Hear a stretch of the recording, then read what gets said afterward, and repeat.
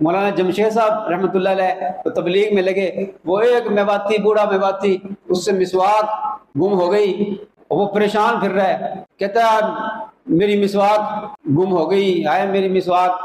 مولانا نے کہا مسواک گم ہو گئی تو کیا ہوا، وضو تو ہو جائے گا۔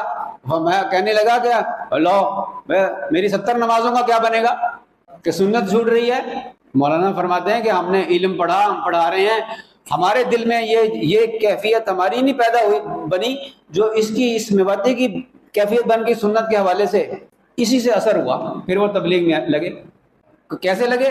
مٹ گئے، مٹ کے لگے۔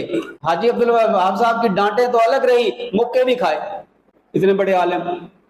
اس کو کہتے ہیں سنت کو زندہ کرنا۔ اس میواتی کی تڑپ نے علماء کے اندر مسواک کی سنت کو زندہ کر دیا، اس کو کہتے ہیں سنت کو زندہ کرنا۔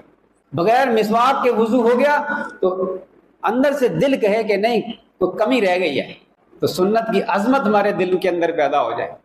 یہ اللہ تعالیٰ نے فرمایا تم اللہ سے ملاقات کی امید رکھتے ہو، تم آخرت کی امید رکھتے ہو، تم اللہ کا ذکر کثرت سے کرتے ہو، لیکن اللہ کے خاص تعلق میں وہ مقام حاصل نہیں کر سکتے جب تک نبی کریم صلی اللہ علیہ وسلم کی زندگی میں تمہارے لیے بہترین نمونہ نہ ہو۔